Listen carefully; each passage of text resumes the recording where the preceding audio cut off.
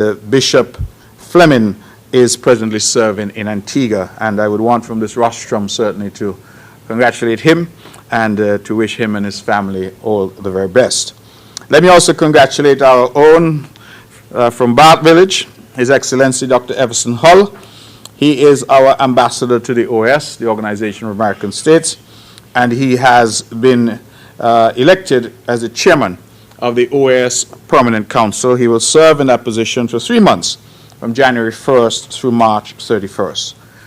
Congratulations as well to Paradise Beach Resort, one of our leading luxury resorts here on the island of Nevis. They've taken the top prize in the Best Villa Resort of the Year category at the 2021 Caribbean World Travel and Living Awards. Let me, while I'm also in congratulatory mood, congratulate my dear friend, Prime Minister Mia Mottley of Barbados. She and her ruling Barbados Labour Party have, for the second time, won all 30 seats in Barbados in the recently concluded elections, which, as we know, is a snap elections called for the 19th of January. And again, she has won all the seats on offer. Congratulations to Prime Minister Mottley and her Barbados Labour Party team. In sports, we have had 3 Division cricketers who have been playing as part of the West Indies Under-19 Rising Stars team, currently participating in the World Cup Under-19 being played in the West Indies. And they continue to record noteworthy performances in the matches in which they've played. Those, of course, are Onaje Amri, Jaden Carmichael, and Carlin Bowen Tuckett. We would like again to congratulate our youngsters for making Nevis proud. 4 players from Nevis are, I'm told, among the number of netballers who have been selected to represent the Federation at the 2nd Annual OECS Eastern Caribbean Central Bank International Series. That will be played in Dominica from February 10th to 19th. The netballers are Diana Brown, Tashika Bowen, Cassigne Smithson, and Jewel Thompson. We wish to congratulate those players and, of course, wish them and a happy new year to each and every one of you. As you are aware, our press conferences are all part of the Nevis Island Administration thrust towards openness and transparency. To those who are joining us for the very first time, the format of our press conference is as follows. The Premier will make his statement, and the members of the press corps will be given the opportunity to ask their questions. In so doing, you're kindly asked to give your name and the organization that you represent. Ladies and gentlemen, without any further ado, join me in welcoming to the podium the Honorable Premier of Nevis, Mark A.G. Brantley.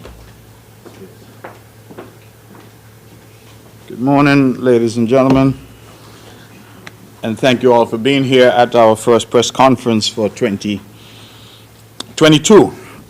I'm delighted to be here, and I would want to start by wishing, of course, all of you a happy New Year, and to thank the members of the press for your continued engagement with us here at this monthly event.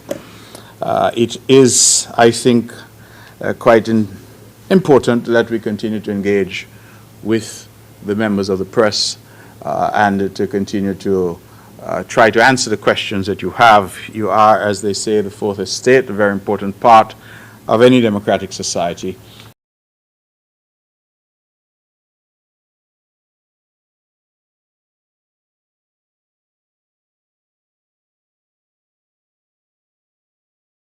In fact, it's almost time to campaign again. So this will no longer be an issue. I think that going forward, any person who occupies this office must now expect that this is the new standard, that we come and we speak to members of the press and take questions from you.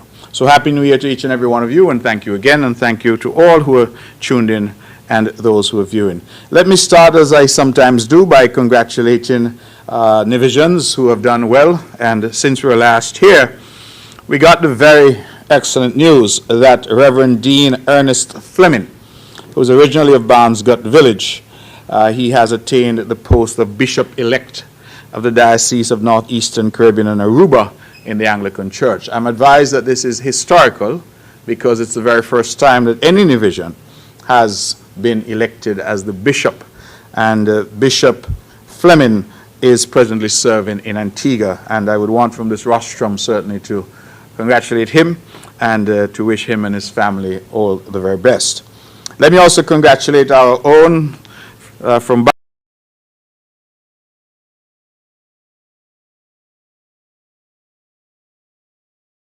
Art Village, vaccine on hand, the vaccine, and they will expire at the end of February.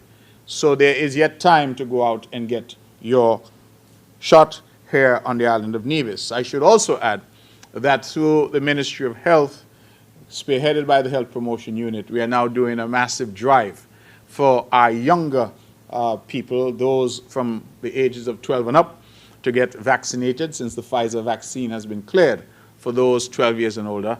And we have incentivized by doing a very interesting raffle program where if you get vaccinated by February, or if you refer someone to be vaccinated by February, you can win some very, very expensive prizes. I think I'm told they have iPhone 13, they have Samsung phones, they have 40-inch flat screen game ready.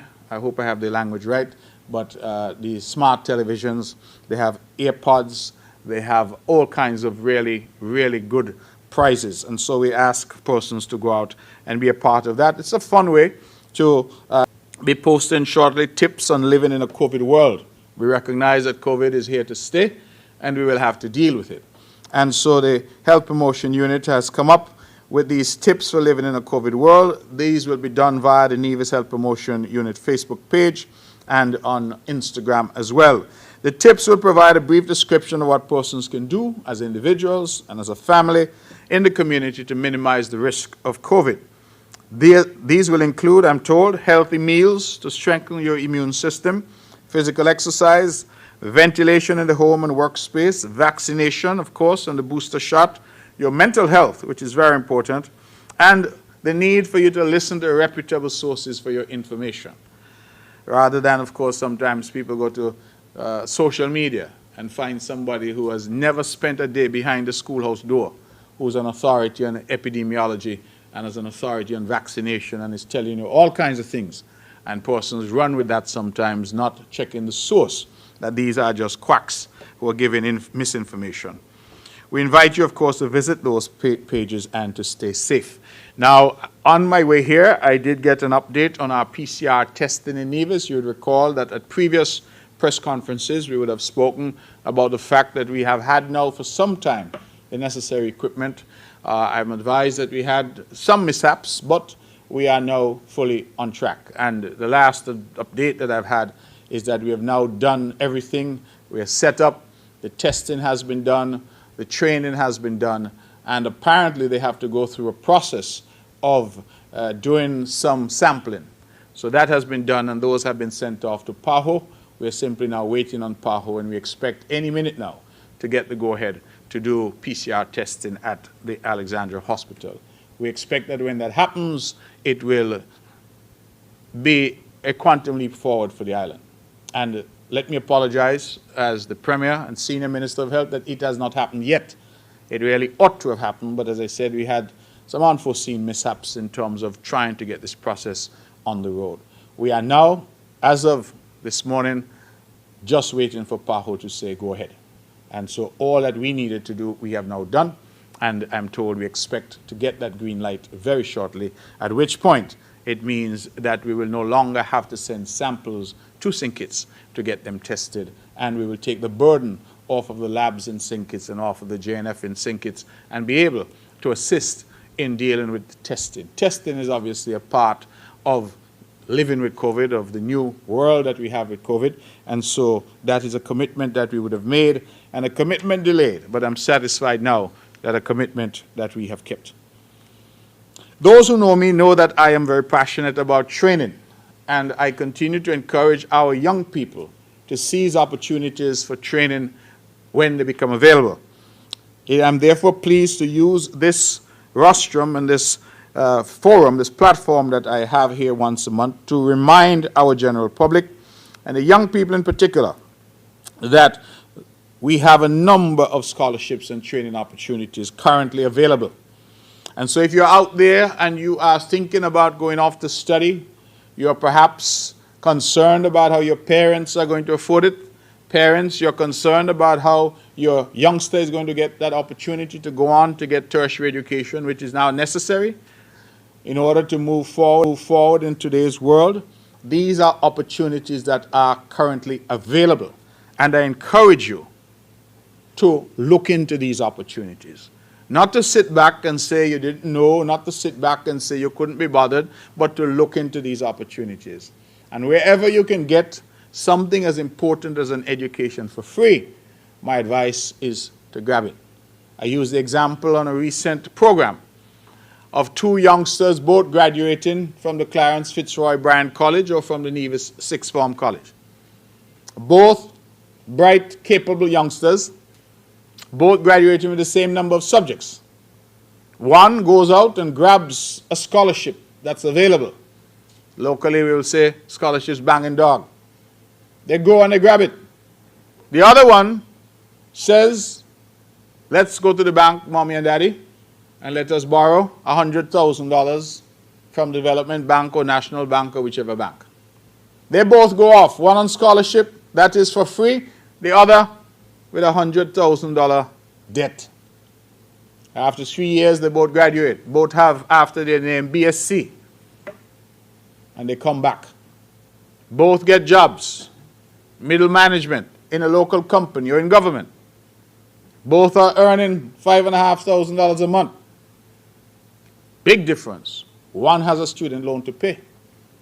The other doesn't. So who is farther ahead? And to me, these are just basic common sense analyses that our people should engage in.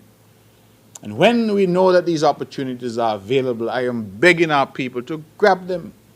Too many of our young people are not seizing the opportunities, and as a result, these opportunities are going a-begging. So, if you're out there and you're listening, take out your pen and paper. We're inviting applications now for graduates of the Nevis Sixth Form College to apply for scholarships at the University of the Virgin Islands. The deadline is March 31st, 2022. So you have some time for you to apply. Scholarships available at the University of the Virgin Islands. We are also inviting applications for persons who are interested in the bachelor's, master's, and doctoral degrees to study in Azerbaijan. And those scholarships are available for persons who are fully vaccinated. That's a requirement from Azerbaijan. The deadline is the 4th of March, 2022. We are also seeking applications for scholarships to study in Taiwan, both ICDF and MOFA. The deadlines for the MOFA scholarships is the 17th of February, and for the ICDF scholarships, it's the 8th of March. We have a good cohort of young people already in Taiwan, so there's a good community of Kittitians and Nevisians there. And I encourage again our young people to apply. We are also accepting applications for the Ross University Scholarship for persons interested in veterinary medicine. We are accepting applications for the University of Medicine and Health Sciences and Windsor University of Medicine scholarships, tenable on St. Kitts, Ross University, and these two are also tenable on St. Kitts. We are now also accepting applications for financial assistance. This is financial assistance now from the Nevis Island Administration. Please note, and this is important, that law, medicine, and business studies do not form part of the NIA's priority list. The deadline to receive applications for NIA financial assistance is the 31st of March, 2022. So, let me just put that in context for you. We have a number of scholarships that are being offered by universities and by governments around the world. We are inviting our people to apply for those training opportunities. If you want information, please contact here the Ministry of Human Resources, the Department of Human Resources. It's right here in the Social Security building on the top floor. Please call them up, ask a question. There's a lovely lady there, Mrs. Shanola Gill, who's quite helpful, and others in her team. I believe that that is an opportunity for our young people to take advantage of. So please, there are scholarship opportunities available. But in addition to that, the Nevis Island Administration each year awards financial assistance to students. So we are also inviting applications from persons who are seeking some assistance from the government. So if you applied for a scholarship and that doesn't come through, and you're funding your studies some other way, the government is also saying we are prepared to assist. However, I want to re-emphasize that law, medicine, and business studies do not form part of our priority list. Put differently, the government is not prepared to provide assistance for those particular programs. And you may well say, why? And the reason is that statistically, we have found that far, far too many of our students are doing the same thing. So a lot of our students are going now to study law, a lot are going to study medicine, and a lot are going to study business. The consequence of that is that we have large numbers of our young people coming back with the same qualification. And areas that we do need, in agriculture, in other aspects of healthcare, like diagnostics, like imaging and radiology and things of that nature, that areas such as technology, people to teach math and science in the schools, biology, chemistry, physics, nurses, those are the areas that the country needs. And so what we are seeking to do is not to stop anyone who wants to study whatever they want, but we are saying that if we're going to use taxpayers' money to support, we want to support the areas that the country desperately needs at this point in time. And I have been, in my own private capacity, encouraging young people, many of whom say, I want to study business. Why do you want to study business? That's what my friend doing, and they say it easy. Or, I want to be a business person, so I want to study business. So you have a lot of people with the same degree, business studies, marketing, finance, and they come back and they're competing with each other and they have the same basic degree. And so we're asking our people to expand their horizons, and we're seeking to coordinate this in such a way that we're putting our money to where and the areas that the island needs for its development. So if you want to go and study math, yes. You want to do computer science, graphics, graphic design, that kind of thing, as we get ready for the next year and the next 5 years and the next decade, that's what we're trying to encourage. So it is not at all in any effort to restrict anybody's ambition to be whatever they want to be, but with limited resources, we're simply saying that we're looking now to the core areas. Agriculture, feeding ourselves, that's critical. And so we're providing support for persons wanting to go out into those types of areas. And we're providing support, we did say medicine, but for those who want to specialize, because that too is something that we're noticing, that we have a large number of doctors, but who are just at the basic training. So people who are at the, what do they call it, the MBBS, I think it's called, who come and are just a general practitioner. But at the same time, if you need an ear, nose, and throat specialist, if you need an eye specialist, if you need somebody with specialist skills, we still have to travel overseas. So you have dozens and dozens of persons who are general practitioners, but you still have to go overseas when you want a specialist. And so we're encouraging people to specialize among the dozens that we have, to go off and to do something, and the government is prepared to support. And also, there are scholarships available for those as well. Let me switch quickly to tourism. The Pinnis Park, we're quite proud of, which was renamed the Malcolm Gishard Recreational Park, was officially opened on the 19th of December 2021 in a ceremony attended by a wide cross-section of the Nevisian public, who turned up despite the pretty bad weather we had that day. It rained in a torrential way, but perhaps that was the blessings on the park.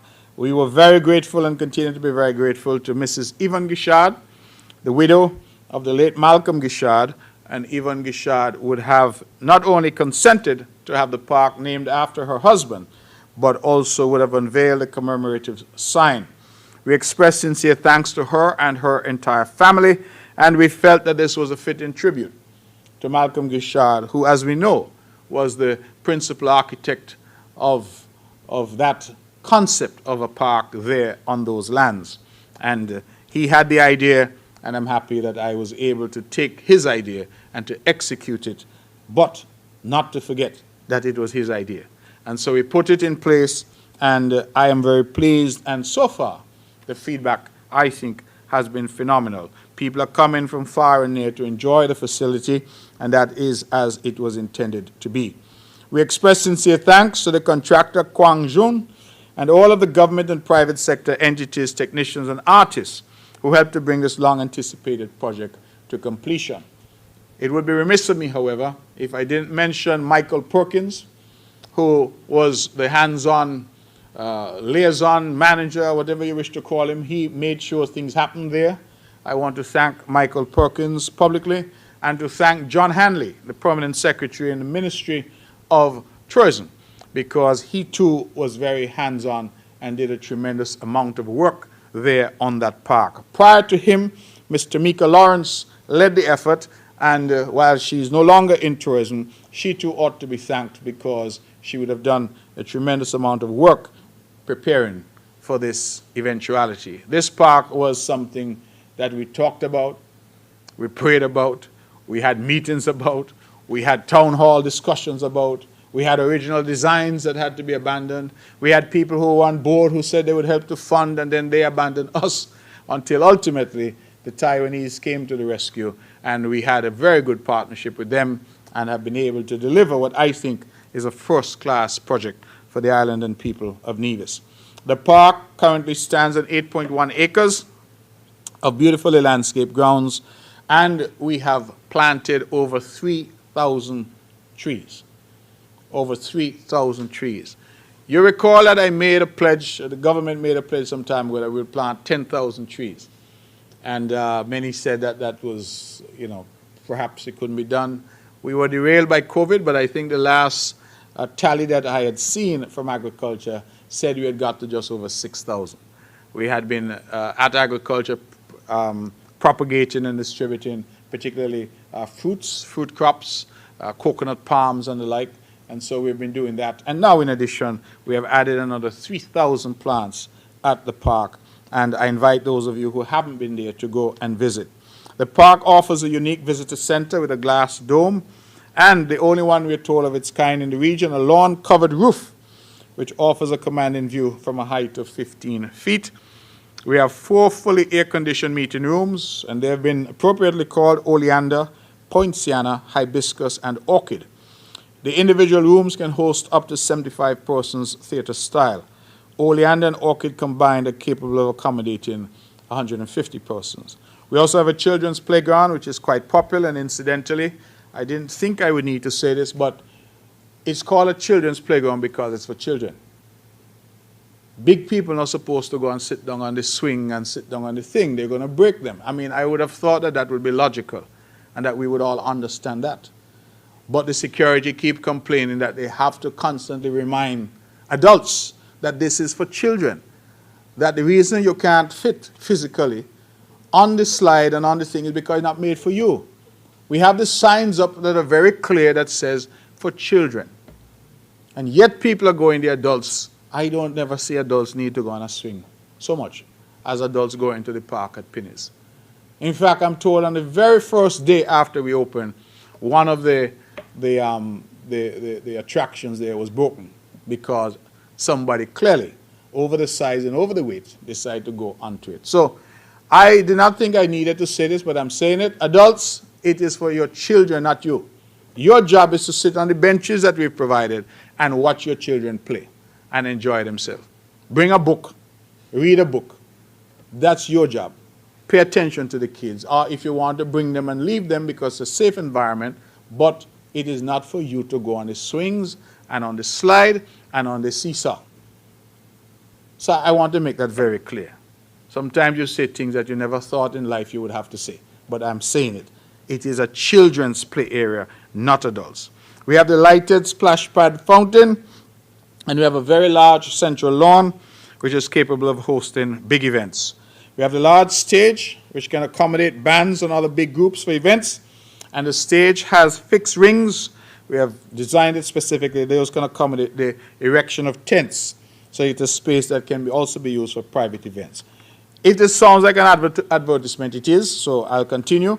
We have almost a half mile of jogging, walking trails, and boardwalk, ideal for exercise for those of you who want to take your morning walk or your afternoon walk. We have park benches scattered throughout the park, and we will be getting some more. We have a snake trail and picnic barbecue area. We have a lawn amphitheater capable of hosting well over 200 persons. And then we've added something called the Game Room. It's an electronic game arcade room managed by Mr. Dion Ward. And Seal My Sip Juice Bar and Smoothie Lounge, which is managed by Ms. Rhonda Thompson. There are currently 61 parking spaces. We have ramps throughout the park for full accessibility, and we have 24-hour security. And so we're asking the general public to go out and to utilize the park. The staff is ready to assist you with your events, from government and corporate conferences and exhibitions to birthday parties, anniversaries, concerts, church events, photo shoots, and picnics. In fact, I saw some lovely photos from there of a beautiful picnic that persons organized there. We solicit the cooperation of the general public in obeying all the park rules to ensure that our children, friends, and visitors alike continue to have access to this wonderful facility for many years to come. In particular, see, I said it earlier, but I want to read it again. In particular, adults are asked not to use the facilities in the playground area, as the swings and rides are designed to accommodate a particular weight limit. So, I did not know it was in my notes, but I have said it again. Movies will be shown at the park this weekend and the last weekend of each month going forward. You should check out the park's Facebook page for details about the movies that will be shown on Saturday 29th and Sunday 30th. And then the Edith Irby Jones Wellness Center will be hosting free yoga sessions at the park from 8 to 9 a.m. on the first Saturday of each month, beginning Saturday 5th February. Persons are encouraged to sign up early as spaces are limited. For more information on the yoga sessions, call 663-5446. For contact details for the MGR Park, MGR, Malcolm Gishard Recreational Park, you can call 467-6080 or 662-9294, or you can go to the Facebook page, Malcolm Gishard Recreational Park. Now, I also have the distinct honor, and I can say so because I have been authorized to say so, to advise that, as you know, we have gone in a very aggressive way to try and develop a movie industry here on the island of Nevis. And we have been blessed that some 4 movies were filmed here last year. It seems like a long time, but in fact, MSR Media would have come to the island of Nevis. It was in January of 2021. I would have first spoken to them in December of 2020. And so in the past year, they've done 4 movies. And the first of those movies will be released worldwide on the 14th of February. And the first of those movies is A Week in Paradise. And that will be on all major streaming platforms. And so Nevisians will be afforded the opportunity, those at home and those abroad, to see their country in living color and see how it is displayed. But in a conversation with Mr. Philip Martinez of MSR, he had the very excellent idea to offer a free premiere screening for the people of Nevis. And so please allow me to say that that will happen prior to the international release, and it will be a free event, and it is an event that we are seeking to organize at the Malcolm Gishard Recreational Park. And the idea there is for you to come with your families and to see the very first movie made in Nevis, released on big screens there on a free public screening for the people of Nevis and St. Kitts to come out and to see it themselves. I believe that we have talked about the movies, but this will be the first opportunity that Nevisians will get to see what in fact has been created using Nevis. As Mr. Martinez and others have said to me time and time again, the real star in these movies is the island of Nevis. And so I believe that this is a phenomenal thing, a great development.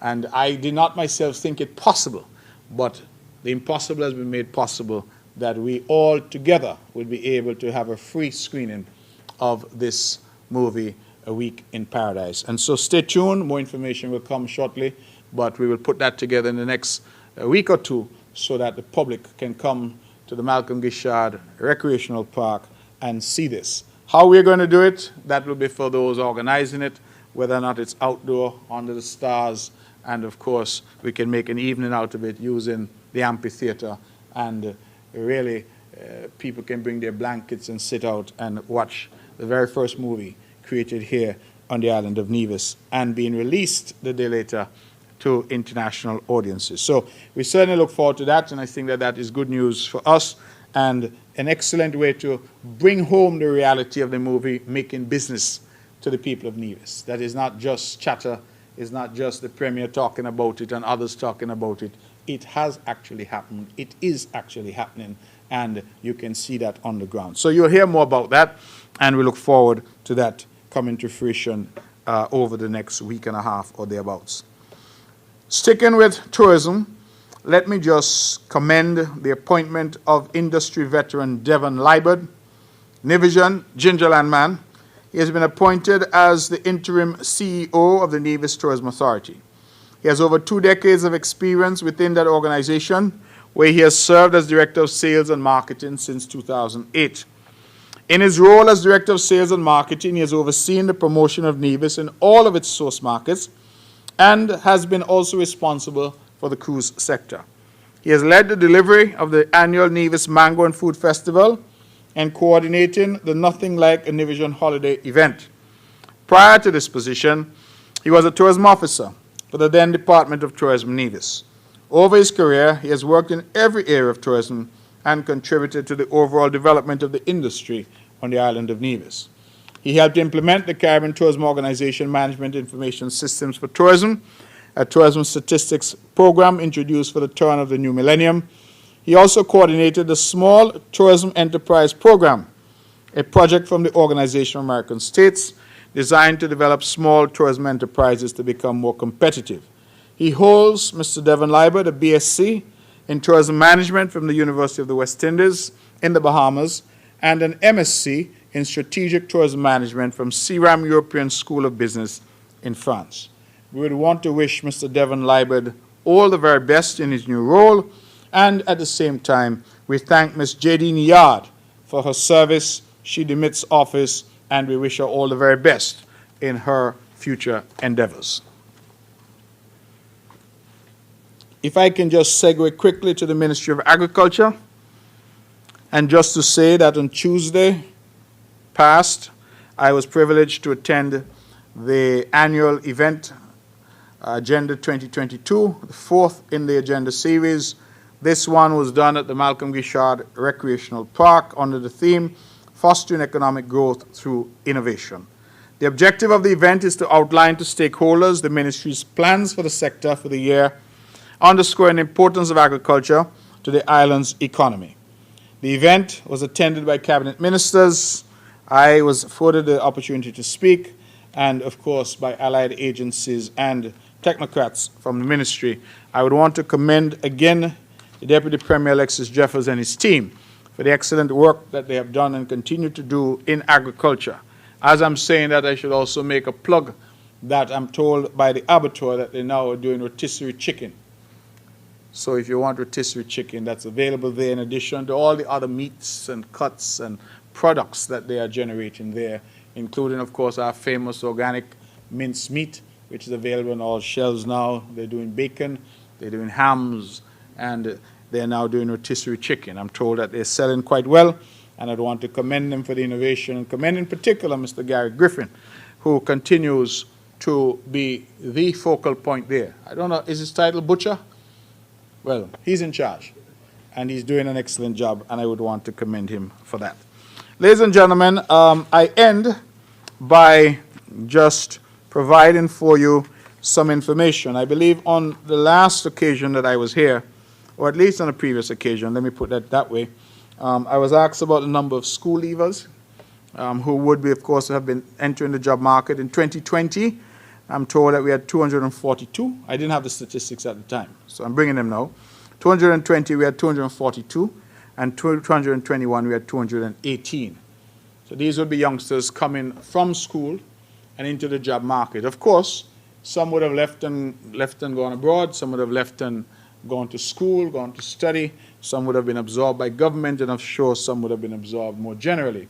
I wanted to get some statistics for you for this morning for where we are as of today, January, in terms of our jobs, because we would have known that there was a huge demand from those in the tourism sector, the hotels and the restaurant sector, for workers over the Christmas, and of course now we're in the throes of the tourism season. But unfortunately I wasn't able to get those numbers prior to my coming here.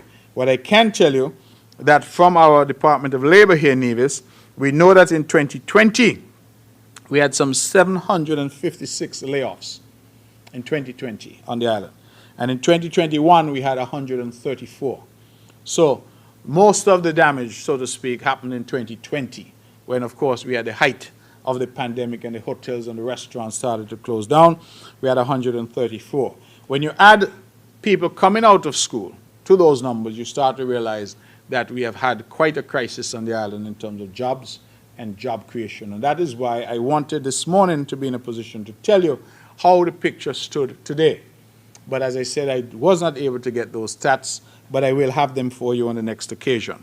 So the position, I believe, has improved. I just don't have the numbers to suggest that, but I do have some, how should I put it, some circumstantial evidence to support the idea that the numbers have improved. And why do I say that? Is because I have from the Ministry of Finance here with me some collection figures, and VAT collected at the Inland Revenue Department for December 2020 was $982,958.48. So the island of Nevis collected in VAT in December of 2020 $982,958.48. For the same period, 2021, the Inland Revenue Department collected $2,823,029.14. $2,823,029.14. So in December of 2020, we collected just over $982,000. And in December of 2021, we collected just over $2.8 million for that same period. The increase, therefore, was $1.8 million, representing a 187.2% increase over the period from comparing December to December. So December 2020 compared to December 2021, there was a 187.2% increase. And ladies and gentlemen, that's understandable, because December of 2021 was the first time we were seeing, once again, the economy starting to come back, tourists starting to come back. And whether we like it or not, however we protest or say what we will, tourism remains the mainstay of the Nevis economy. Insofar as the Tourism Development Levy, and this is a very good indicator of that sector and what that sector is doing, because the Tourism Development Levy is a charge that is a tax that is put on hotels and restaurants. And so when I say hotels and restaurants, let me fix that, let me speak plainly. It's put on the hotel invoices and the restaurant invoices. So when you go and you stay at the hotel, you're going to pay this 2%, which is a tourism development levy, will be added to your bill. And when you go and you eat at the restaurant, that 2% should be added to your bill. And that 2% is what we use to fund the Nevis Tourism Authority, which does the marketing for the jurisdiction. So again, to give you a context and a sense of where we are, in December of 2020, that 2% brought in to the Nevis Tourism Authority $99,571.50. $99,571.50 was what the 2% yielded in December 2020. In December 2021, the 2% yielded $425,970.26. So the increase is some $326,398.76, or 327.8%. I think that suggests that we are moving once again in the right direction. And as I like to say, we are regaining the momentum that we would have lost due to COVID. And I'm hopeful that these numbers continue to trend in the right direction and that we're able to move in a good and positive way going forward as we try to rebuild the economy here on the island of Nevis. So I think that those numbers, particularly the tourism levy, is a direct indicator of what's happening with tourism on the island, and to move from just $99,500 in December last year to some $425,970 in December this year, representing some 327.8% increase, is very significant in terms of demonstrating what tourism is doing and how it is that the island is rebounding and regaining the lost momentum in that sector.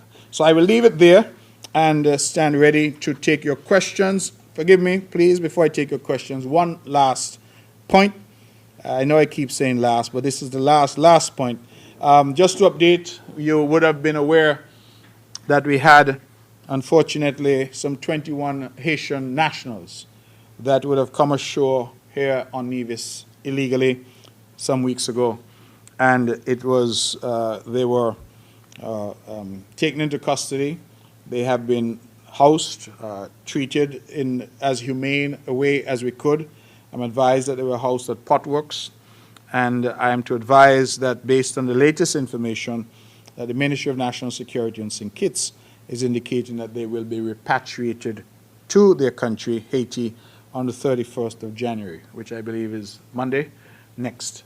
It's a very unfortunate situation, but there was little that we could have done in the circumstances when persons arrive here illegally with no jobs and no means of sustaining themselves, and to land illegally. I believe they landed somewhere in the vicinity of Bat Village, and the authorities at National Security have taken the decision to repatriate them to their own country on the 31st of January 2022. So it's a very sad situation. I'm told that some arrests have been made, and that there may have also been some local persons, local criminals, I may call them by their right name, who have been involved in the trafficking of humans. It is, particularly given our history of slavery, where we were trafficked and brought here from Africa, it is, to me, a horrible, horrible thing for our people to engage in, and to seek to extract money from individuals, to transport them illegally to other countries, is a truly horrible practice and a criminal enterprise that we must seek to bring to an end. And so if there are individuals here who have boats and are engaging in this type of activity, I'm urging you to cease and desist. The police are urging you to cease and desist, because we will not sit by and allow people to benefit and traffic in the misery of others. And so, alas, our Haitian brothers and sisters are going back home. They're going back to their homes. I am to report that, based on all that we've heard, in good health, and we have sought to treat them as humanely as we can in the circumstances. Ladies and gentlemen, I now invite your questions, and thank you again for being here. Good morning, Mr. Premier. Happy New Year to you as well. Thank you. Okay, I'll keep my questions brief. The tourism industry, we saw it on the rebound, and everybody was so very hopeful, but then we saw the emergence of the Omicron variant. How has that impacted the industry so far, in light of a lot of airline cancellations, especially to the Caribbean areas? Also, can you speak to the economic impact of the double salary that would have been paid in December? I know 3 of our local ministers are part of the federal cabinet that would have approved that initiative. And what are the plans for the movie industry going forward? We know they were doing some filming on St. Kitts, and whether or not there are plans to have future movies filmed on Nevis. Oh, sorry, LK Hewlett, Department of Information. Thank you. Ms. Hewlett, thank you very much for your questions. Omicron has had an impact. In fact, I only yesterday would have exchanged some messages with the Four Seasons Resort, and they have indicated that Omicron would have impacted in a very significant way their bookings for January. And people were canceling. I think that there was a considerable level of media hype over Omicron. And, you know, when I suppose the hysteria was over and we looked at it, we recognized that it was very contagious, to be sure, but by all accounts was not nearly as deadly as, say, the Delta variant that we had had before. And so, for my part, I couldn't understand, once that science started to become available, why it is that there were still all these cancellations and this mass hysteria, as I call it. You will realize, Ms. Hewlett, that other countries, such as the United Kingdom, have moved in the completely opposite direction. They have now removed all the restrictions, even mask wearing. They've said, you know, that persons are free to go about their business. And I believe that I've seen too that in Europe, Western Europe, they're saying that they will now start to treat COVID as just the way you treat a flu. So the reality is, I think that the world is coming to grips with the idea that we have to live with COVID. And I'm to hope that the cancellation that we saw as a consequence of this hysteria about Omicron. I mean, when I first heard of Omicron, they made it sound as if the world was coming to an end. And in fact, now I commented, in fact, as I was having breakfast this morning, that you're not even hearing that much about Omicron on the news anymore. It has fallen off the headlines. If you look at BBC and CNN and those carriers now, they're all talking about Ukraine and the tensions in Ukraine. So it seems that the media hyped it up, not the media here, let me be clear, the international media hyped it up, and then we were left with the consequences. In any event, the hotels here are saying that their February and ongoing still looks very strong. And so I'm hopeful that this dip that we're seeing in January as a consequence of cancellation due to Omicron, that is going to pick up in February, and that we'll be able to have a good season. The truth is, ladies and gentlemen, that any season right now is better than what we've had, because we've had no season at all for the past few years. Impact of the double salary, Ms. Hewlett, is hard to say. I don't have those numbers as yet. I believe that there has been some considerable expenditure. In fact, I spoke to one local supplier of automobiles this morning, and they indicated to me that they sold 18 new vehicles for that one supplier. I tried to get the other main supplier, but I wasn't able to get them prior to being here. I do know that in 2020, on VAT day, that we would have sold in Nevis some 40 vehicles. But if one of the suppliers is saying they sold 18, then I would imagine that we are somewhere close to that number again this year. Big ticket items, of course, are always a good indication of people's confidence and their spending. And so I don't have actual data on the impact yet, but I think that we'll get that as the weeks go by. The movie industry going forward, I have been in regular contact with MSR Media. They, of course, were our preferred partner when we started this journey back in January of 2021. They have indicated, of course, we have a contract with them to produce movies here on Nevis. It was always the intention, Ms. Hewlett, that St. Kitts and Nevis would be the backdrop for these movies. We always understood that there were scenes available. If you wanted something, for example, at Brimstone Hill, you couldn't get that in Nevis. And so there were scenes that were available in St. Kitts and scenes that were available in Nevis. And so these two islands provided a beautiful backdrop because of how close we are, because of the ability to move back and forth very easily. And so the very first movie that was filmed here was, I think, 1 year off. And I tell people all the time that the first scene in 1 year off is actually at Salt Plage in St. Kitts. That's where the movie opens. And so it's quite interesting that the two islands really have an opportunity here to build something. So we started it here in Nevis. I think that goes without saying, because we have been able to do quite a bit here with MSR. But MSR has certainly gone to St. Kitts, and I think the last movie that they did, Christmas in the Caribbean, had some scenes that were shot in St. Kitts and some scenes shot in Nevis. And that is, I think, the way it was always envisaged that it would work. So the industry going forward, we think Ms. Hewlett is strong. We'll continue to work with them and also try to attract others to come to the island and to see what we are able to offer and to work with us. I can tell you that one of our selling points thus far has been the ease of operating here. That, you know, things which may sound simple, like closing a road for half an hour to do a shoot, that in other countries that's incredibly difficult to do. Here we have been very accommodating. I would want to thank the folks at the Nevis Tourism Authority, the folks at the Ministry of Tourism here, the folks in the police, etc., traffic, because they've all been very accommodating. And of course our health professionals, because we have had to develop protocols to deal with this as well. And so it has gone well, and it is my hope. In fact, I'm told that they should film 4 movies this year. So if that works out, then I think that we're in good nick and good position to continue this industry as we have been seeking to do. They're also engaging with St. Kitts, but I'm sure our brothers and sisters in St. Kitts will report on that in due course. But as far as Nevis is concerned, they're committed to shooting 4 movies, and so we should see some benefit from that and from this industry that I'm very proud to say that we started here on the island of Nevis. I hope I've addressed your questions, and I'll take any other questions that you may have. Thank you. Good morning, Devon Cornelius, Win FM. Good morning. Explain in detail the current status of the hospital expansion project, the completion date, breakdown of the reconfiguration works, and any additional costs. And once complete, how will the treatment or the services offered cater to the treatment on the island that are needed? I'm not so sure when you say cater to the treatment on the island that are needed. Do you have any particular type of treatment the in mind? areas are dialysis, kidney, dialysis and other areas. Okay.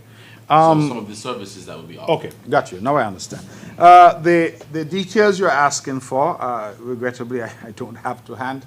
The Minister of Health day to day is the Honorable Hazel Brandy. She's a junior minister, but she, of course, manages the health ministry, and she would have given a very fulsome report in her budget presentation in early December in the House of Assembly on the state of the hospital, the amounts that have been spent, etc. So, Mr. Cornelius, I don't have the numbers here with me today, but they are available publicly, because if you could simply look at her presentation in the House in December, you would have seen where she set out in great detail the numbers thus far, amount of spend, etc.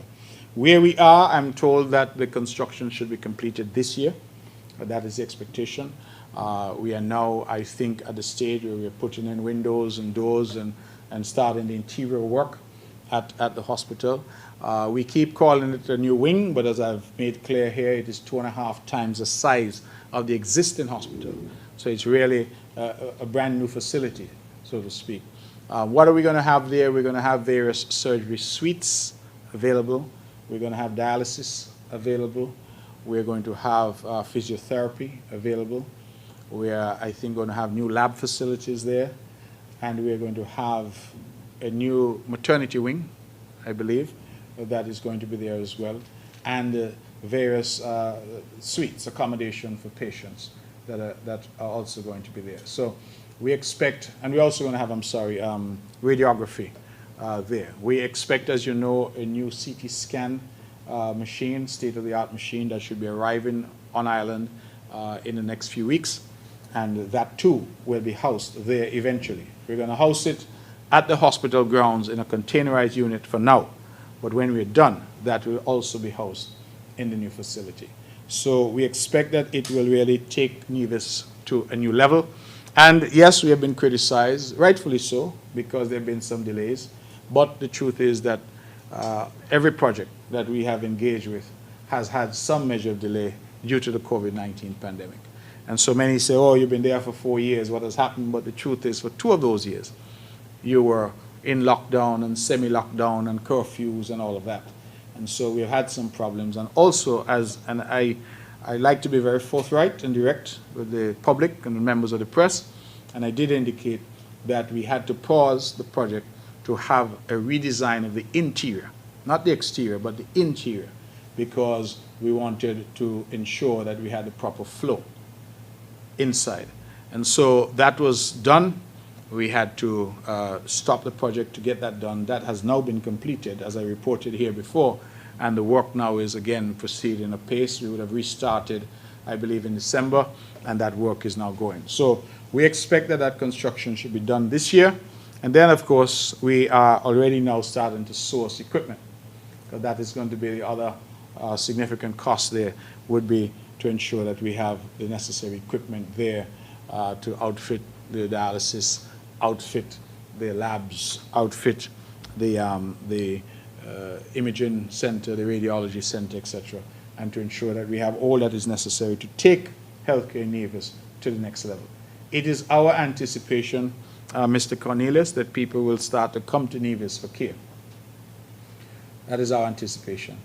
And that we, Nevisians, will no longer have to travel as frequently for care, that they will be able to get that locally. Now, I'm sure that for highly specialized care, trauma and that kind of thing, that people still have to travel. And incidentally, there are many in Nevis who make the argument that whatever discipline, whatever service they want in healthcare should be available on the island.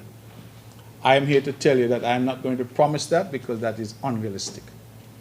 I happen to be in New York, one of the greatest cities in the world and one of the greatest and most powerful and richest countries in the world. I happened to be there some time ago, and in interacting with some individuals, found out that if you had a particular type of trauma, head trauma, for example, in a city like New York, you might have a hospital close to you, but that hospital can't help you. They have to medevac you to a trauma center, which might be some considerable distance away, in order for you to get treatment. I say that because I think here people say, oh, we should have cardiologists, we should have neurosurgery, we should have all of this available, not paying any attention to the size of our population, the cost of offering those services, the cost of the professionals who would offer those services, and the like. And so I believe in our engagement with our public, we should be realistic and not give people pie in the sky, not tell people things that we know are not realistic, but rather to stick with a practical approach to governance, and that is what I've sought to do. So what we're trying to do with this massive expansion in our hospital facilities, to take our health care, our primary care, our diagnostic care, our therapeutics to the next level. And we are hopeful that we should be in a position to come back at the end of this year and open that facility and have that facility completed. Just two more questions. What has the response been like from non-nationals with regards to the vaccination policy for the renewal of the work permits? And is there an update on the one and only resort? That's it. Thank you.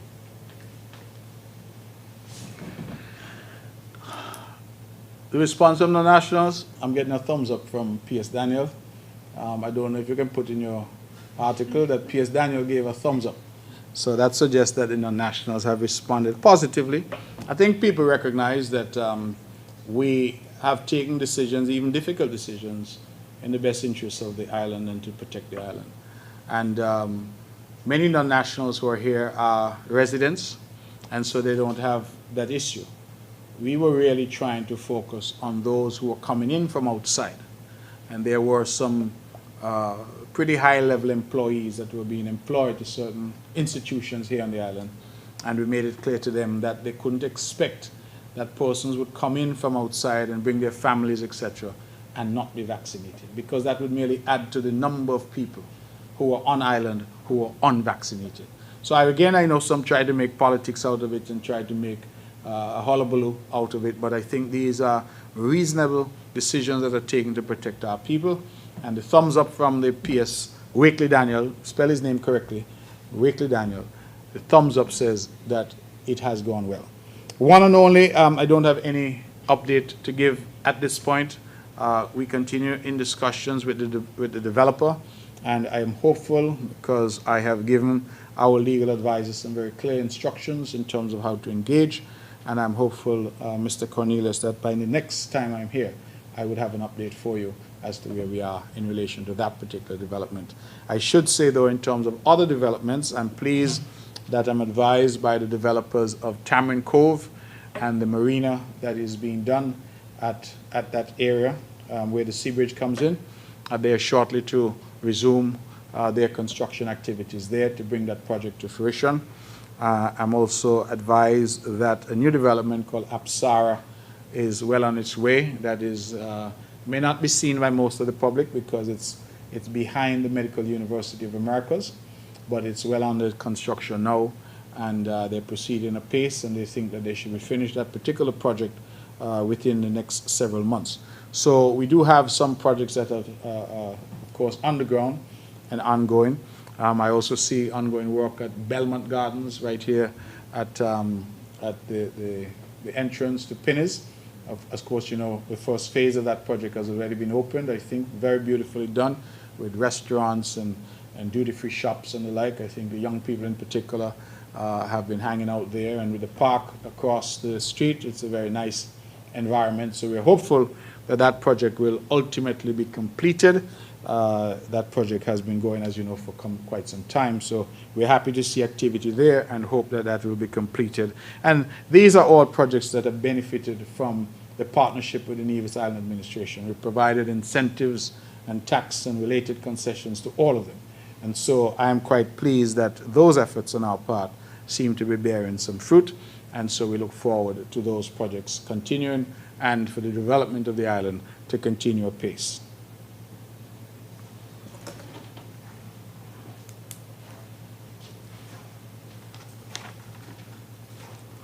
Good morning, Mr. Premier. Good morning.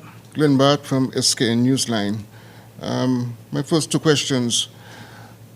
Given the budget that was recently passed in the Nevis Island Assembly and the fact that we are in the process of recovering from the impact of COVID-19, how confident are you that you will be able to achieve the fiscal goals that you have set before you? And in that same context, can you indicate what would be your three priority projects or programs that you think has to be done in 2022 for the people of Nevis? Secondly,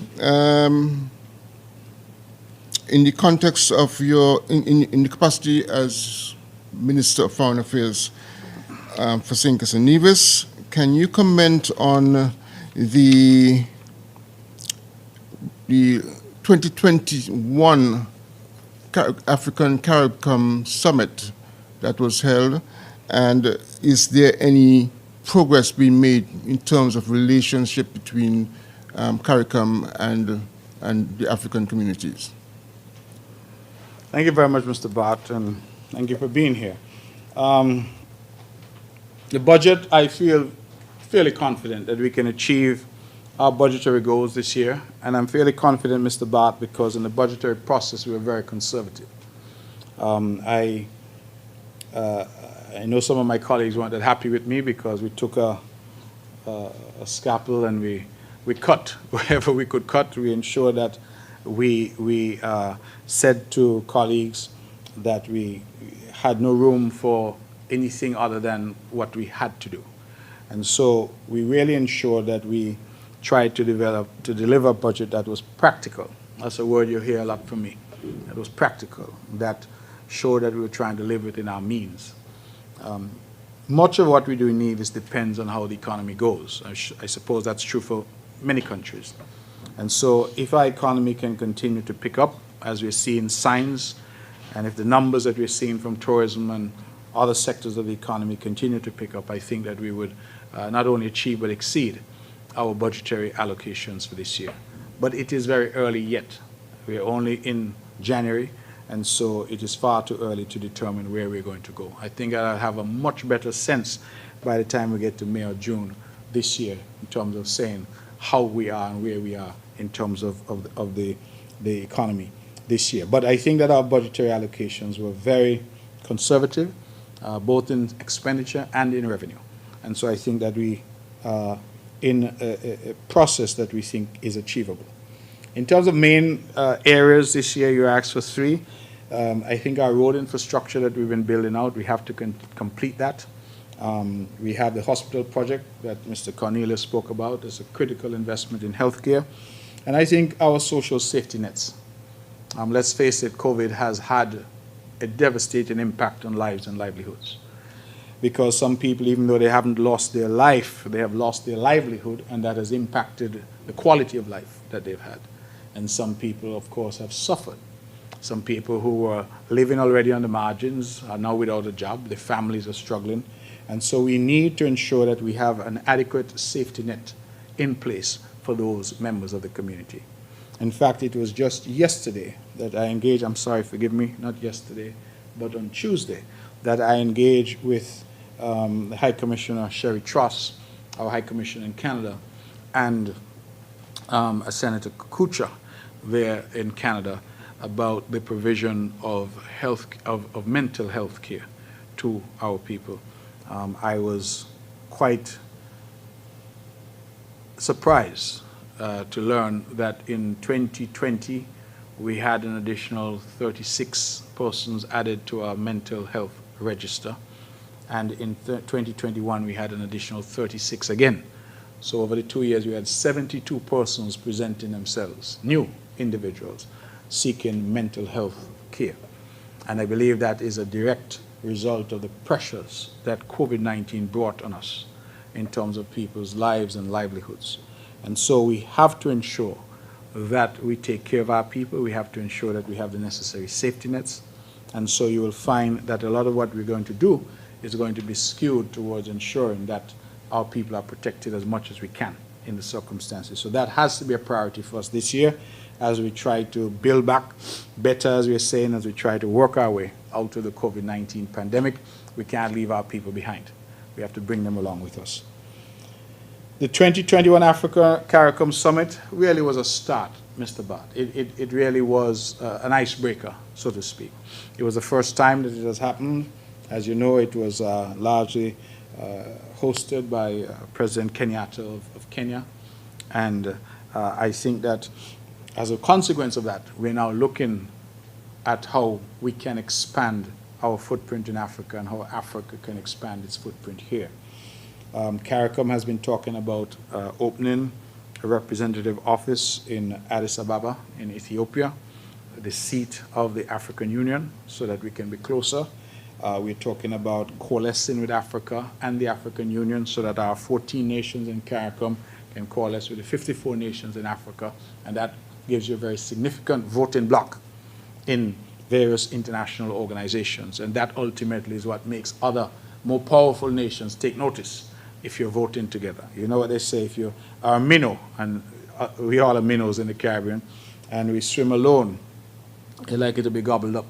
But if you swim together, they may mistake you for a shark because you're swimming together and you're creating that illusion in the ocean that you're much bigger than your individual self. And so that is what we're seeking to do with Africa. And I believe that there is a tremendous reservoir of goodwill now. There's a momentum that I have discerned, particularly from President Kenyatta, who has now come to the region, I believe, twice, if memory serves, but also from other African leaders who are seeing the Caribbean, what we refer to as the sixth region of Africa, as part of the African diaspora. So I think that there's room here, and certainly from my perspective as Minister of Foreign Affairs of St. Kitts Nevis, we have made some tremendous strides, Mr. Bart, in terms of our engagement with Africa, our signing of visa waiver arrangements and diplomatic relations, which for us signal a first step to better relations. I think what is critically important now is for us to get airlift between the Caribbean and Africa. That, I think, is critically important. It must be a matter of regret for all of us that to get to Africa, we have to go through Europe. It must be a matter of regret. So I think that the idea of direct flights from the Caribbean, I don't really care where in the Caribbean, but from the Caribbean to Africa, I think that that is a potent symbol and significance, milestone, if you will, a marker that the Caribbean and Africa are truly coming together. And once you open up travel and air links, you open up other things, business opportunities and the like. I think that that is what we need to do. In fact, Mr. Bart, I will tell you, and I hope my information is accurate, but I think all of us think that Africa is so far away. When we think of Africa, we think about that far. But we were actually talking about the possibility of a direct charter flight from Nigeria to St. Kitts.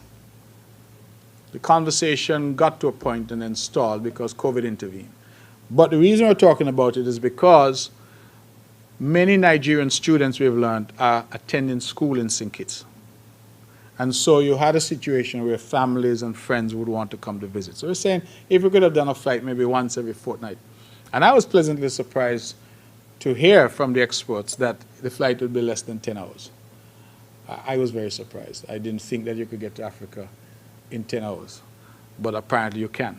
So if there are airline enthusiasts out there and my information is wrong, I will defend myself by saying that's what I was told. But I was very surprised because I have taken flights which are 16 hours, 18 hours, and to think that you can fly 10 hours and land in Africa, I think that that was quite interesting information. But I think that that has to be the next step, where we get a flight coming from somewhere in Africa, from one of the major states in Africa, Nigeria perhaps, or Rwanda, or Kenya, Ghana, one of those, coming to the Caribbean. And Africa does have airlines, as you know, several airlines in Africa.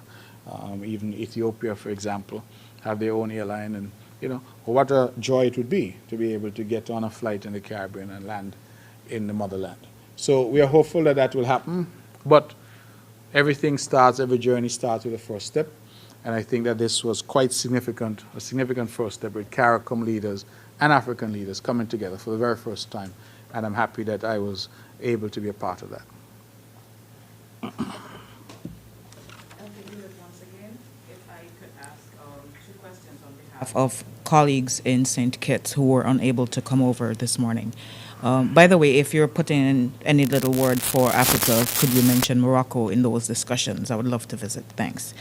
Okay, from Jamiela McPhail at Freedom FM, she wants to ask if an election, a local election, is likely this year in Nevis, and what do you think your party's chances are in terms of being returned to office? Jermaine Abel of SKN Vibes, he has 2 questions. Can you say how much Nevis has spent on COVID-19 for 2020 and 2021? And can you point to the areas where those monies were spent and whether or not the NIA received assistance from international agencies? Thank you. Thank you very much, Ms. Hewlett, for bringing those questions on behalf of your colleagues at Freedom of and SKN Vibes. Starting with the SKN Vibes question, how much money did Nevis spend on COVID-19? I don't have a number for you today.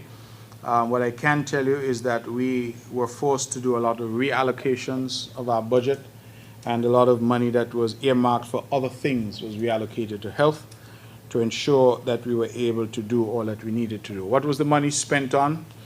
Many people here would not remember perhaps, but we outfitted a building at Prospect, which we thought we might need. Thank God we didn't need it, or we don't. We have not needed it yet, and I hope that we don't ever need it. But we outfitted a building at Prospect, which was designed to be an isolation center. If it came to that, that came at quite some cost to us. We would have invested in new ambulances. We would have invested in PPE. We would have invested in some new ventilators at our hospital. We really would have invested in personnel. We have, of course, individuals here who work as case managers and all that we would have had to pay.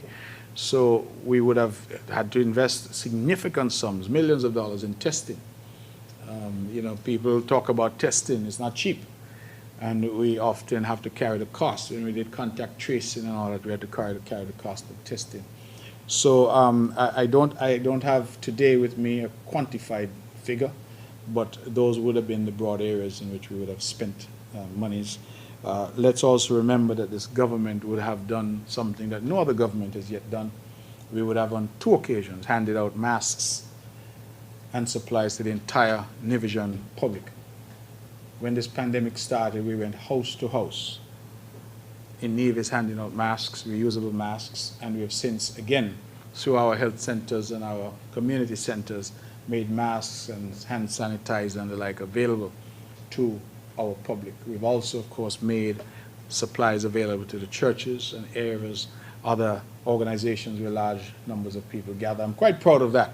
It sometimes goes unnoticed, but no other government was able to do that, and we did it. Perhaps because of our size, some may say it was easier for us to do it, but nevertheless, we would have done it, and I'm quite proud of that. So resources would have been spent in those areas, and I would get the figures. Mr. Abel, if you're listening, I'll get the precise figures for you. I'm sure that those could be quantified at the Ministry of Health. Is an election likely this year in Nevis? Short answer for Freedom FM is I don't know. It will depend on a number of factors, and so stay tuned. We will find out, I'm sure, this year, whether or not we'll have an election this year. So I think that is as much as I could say on that. What are our chances like? I think that our chances are excellent. I think that our people would have seen this government at work in an unprecedented crisis, a crisis that no government has ever had to confront in the history of this island. And I believe the fact that Nevis is still standing today is testament to the management that we were able to bring to bear to this island in a situation of crisis. In fact, COVID-19 represented an existential threat to our island and to our way of life. And I'm quite proud that at this point in time, Jehovah God was kind enough to us to have us here, and that 2 years on, we're still standing, and that our economy is showing signs of life. Our people are getting back to work, and some sense of normalcy is coming back to our island. And that is why I continue to encourage our people to go out and get vaccinated, protect themselves, and ensure that all of us are part of the solution for a better Nevis.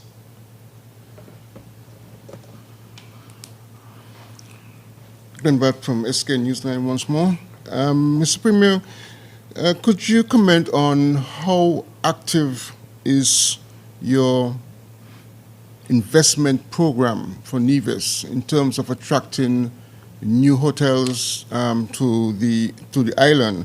I ask this because it has consequences also for other things, for example, such as better utilization of Devon's Armory International Airport. And I sometimes wonder if we are being passive in our role as promoting Nevis, or St. Kitts for that matter, and we need to be more active. Can you comment on that? Secondly, could you also comment on the concept of, how should I say it?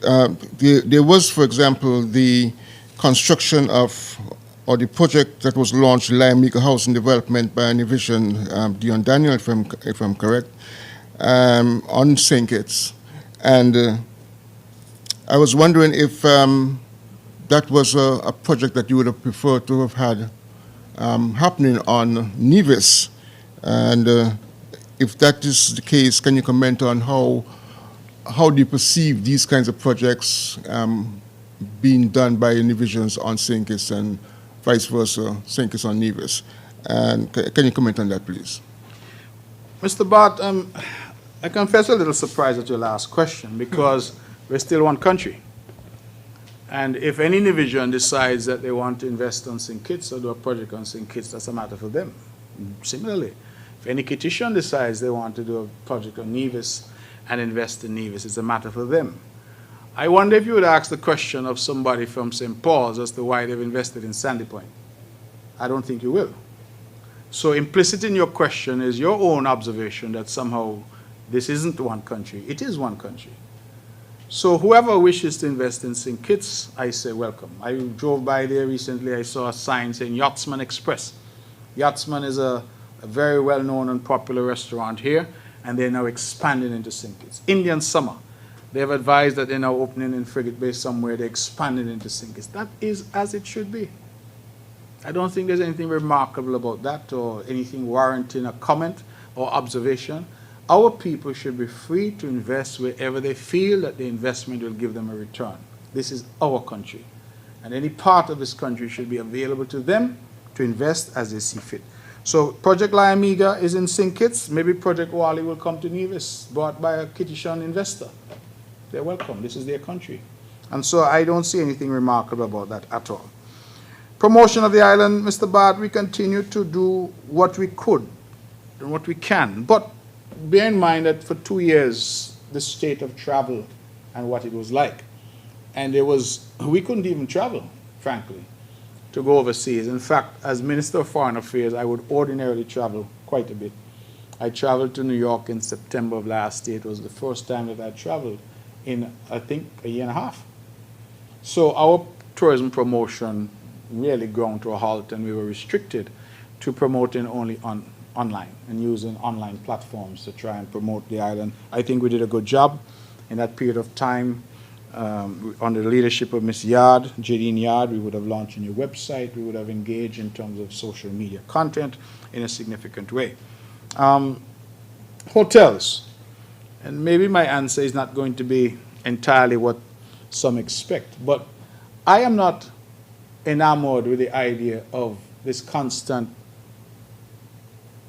nattering about hotels. There seems, Mr. Bart, to be an element of our public that sees development only in the context of how many hotels you have or how many hotels you can attract. So oftentimes we as politicians get caught up in that hype because people say, oh, you're going to bring a big hotel. And I ask the question rhetorically, if we had another 10 hotels in St. Kitts Nevis, what difference would they have made during the COVID-19 pandemic? Absolutely none.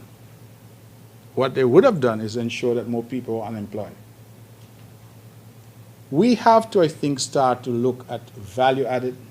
We have to start to look at small business development. We have to start to look at firms that are technologically advanced and using technology. We have to start to look at things like agriculture and value added in the agricultural food chain as we talk about economic development.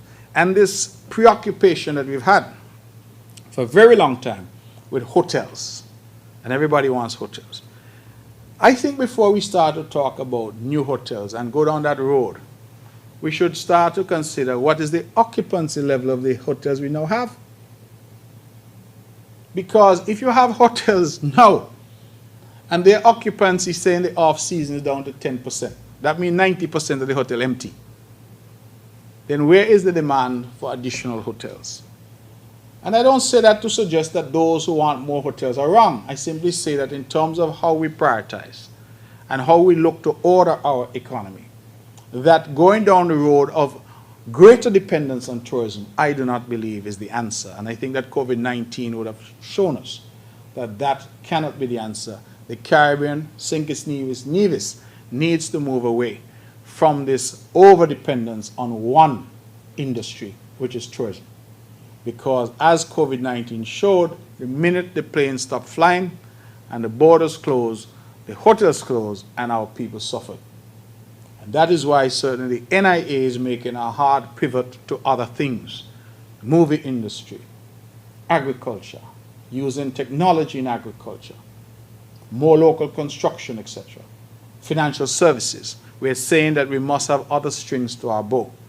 So not to knock those who want more hotels, I understand that. But when one looks at it from a logical point of view and say, yes, a hotel represents significant investment in the local economy, but you look at the hotels that have come and you start now to examine what is the level of business that those hotels are doing. Because the mainstays, believe it or not, here in St. Kitts and Nevis are still the Four Seasons Resort, to some extent the Marriott. Yet you have all these hotels that are being built and half-built and being developed and opening. What is the level of business that they're generating? Because they open, they say they're employing people, but then the people could only get 2 days a week because they don't have the business. And yet you hear people say, we bring more hotels. We want more. So you bring more hotels, then they open, and then people get 1 day or 2 days a week, and that's it, because they don't have the level of business. I believe that what we need to do is to focus more on filling the rooms that we have, ensuring that we incentivize existing hotels so that their standards are at a particular quality, that they can attract the type of stays and the type of visitor that will spend. And that ought to be our focus, certainly in the medium term. Now, is that saying that Nevis doesn't want hotels to come? If hotels can come and we can incentivize them and partner with them, absolutely, we encourage them to come. But this government is not going to go out there banging on doors and begging hotels to come and hotel developers to build hotels when our experience has been, particularly after COVID, that that sector is perhaps not the firmest of ground, the most solid of rocks on which to build our economy. So, I'm not knocking it, I'm simply saying that from my perspective, we need a rethink of how we fashion our local economy going forward. And COVID-19, I think, has taught us that lesson in a very clear way, and I think that we should heed that lesson. Investment, therefore, that we're looking at is multifaceted. We will, for example, be shortly rolling out an effort where we're looking at things like cryptocurrency. It's something which I confess, the first time I heard about it, I had no idea what they were talking about. But you have all these cryptocurrencies out there now. You have tokens, you have various brands that you will probably identify immediately, like Bitcoin, Bitcoin Cash. And it's a revolution that's happening internationally. And we're hearing about it, but we're not engaging in it. I see El Salvador has gone down a particular road where they're now accepting Bitcoin as official legal tender for the country. And they're developing entire cities in El Salvador now that are funded and fueled by Bitcoin. And I'll be quite honest with you, I am seeing more and more places in St. Kitts and Nevis that are now accepting Bitcoin. So you go to a place and you have your Bitcoin, you have it on your phone, and you simply just scan it, barcode, and you pay. The world, whether we like it or not, that used to exist where we say cash is king, that world is fast dying. And we're moving to a cashless society. And it behooves us to get involved. My children are probably going to come along, and my grandchildren, if I live so long to see that, are going to come along, where cash is probably something that they hear about, but they don't see. Because everything now is contactless, and you touch and you pay and you go. So I believe that that is the next wave, and that these are the areas that we, who are in the privileged positions at this point in our history as leaders, should be looking to, should be talking about, should be encouraging startups and incentivizing and attracting investment in those areas, rather than the old sterile way of telling people, come go build a hotel. So I feel that there are areas to go, and that is where my government is trying to position itself. Greater technology, looking at things like crypto, looking at the financial services sector, seeing how we can leverage what is available to build better lives for our people. And that is where I think that our economic angle is going to be, and our effort to attract investment is largely going to be in those areas. You take the Apsara development, and I'll end here, that I mentioned. What is the concept behind that? It's not really a hotel. It's providing some level of accommodation, but more than that, it's providing a business space or business spaces for individuals who want to come from some countries and want to set up their business here. So let us say that you're in a place now like Hong Kong, good example. And Hong Kong, we know, very wealthy people, good education system, speak perfect English, people who are well-trained, highly sophisticated people. But China is now flexing its muscle in Hong Kong, and many in Hong Kong argue, as you know, there have been protests and the thing there, that there have been too much of a crackdown on them and the freedoms that they've enjoyed.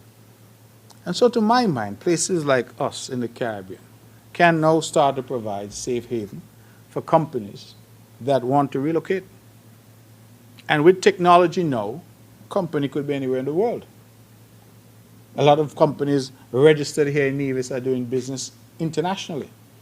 So why not attract them and say, listen, why not come in here, bring your 10, 15, 20, 100 employees?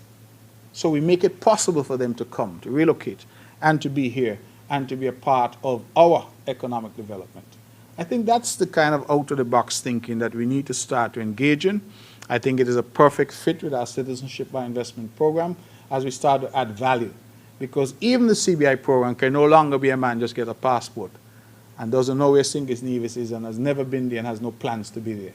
It has now to be where you encourage people to come, to get the passport, yes, but to invest, to have a home, to visit, to send your friends, to bring your family, and who knows, to ultimately set up business here and to function here.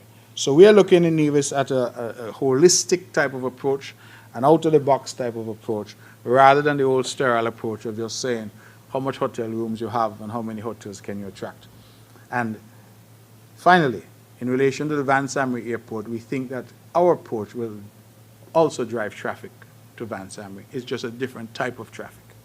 So we haven't abandoned the airport at all. In fact, you'll hear more about our plans as we go forward, but we are now talking about a different type of traffic that we try to drive there. Business traffic, people who are actually living on the island, people who are actually spending time on the island in a significant way, not just the tourist that's coming in for a week and looking the easiest way to get to and from Miami. So these are the thoughts that we have. I think that we are well on the way to developing a plan that, in my view, will take us forward past the next election and into the future. Are there any more questions for me?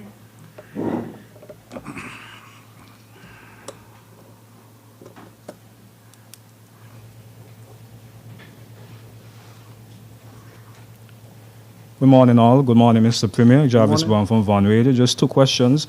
As you mentioned earlier about being vaccinated, could you give us an update on the vaccination status for the island as it relates to the percentage rate for adults versus children? And one last question, sir. As Minister of Foreign Affairs, can you comment on the recent resignation of the Armenian president for having an SKN passport surrounding if, let's say, we have diplomatic relations with Armenia or we have visa waiver agreement with that country? And those are my two questions, sir. Thank you very much. I think vaccination adults now, we are at somewhere around 68%, Mr. Jarvis. In Nevis, of course, it's high in St. Kitts. St. Kitts, I think, is around 86%. We still have a lot of work to do on Nevis, and that's why I've been encouraging Nevisians to go out and get vaccinated. We continue that drive, as I said earlier. I don't think I need to repeat about the raffle and the prizes that we now have available. I don't have much I can say about the Armenian president resigning. That story seems still a bit murky. Nothing has come to us formally in relation to that. And if it is that he saw value in the St. Nevis passport, then it means that even in Armenia, people are clamoring to get the St. Nevis citizenship. So that perhaps is a good thing. We do not at this point, based on my recollection, have any visa waiver arrangements or diplomatic relations with Armenia. And in fact, it's one of the countries that we have been pursuing for this type of arrangement. So I don't know whether or not this will help or hurt our efforts now.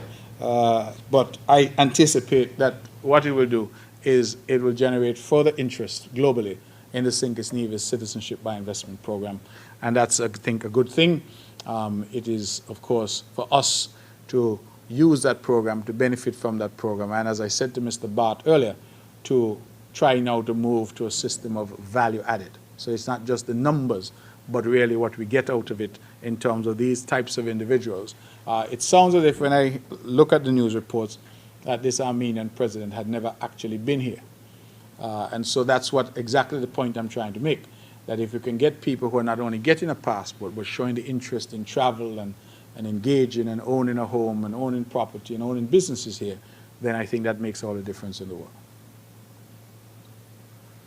Any other questions for me? Okay, ladies and gentlemen, it is 25 minutes to midday. I want to thank you all for coming, for being here, being a part of it, being a part of the first press conference for the new year. And indeed, Mr. Bart, coming over. Mr. Cornelius, should I say you came over as well? I'm not sure. Okay, Mr. Cornelius is here in Nevis, although you hear his voice on Win FM.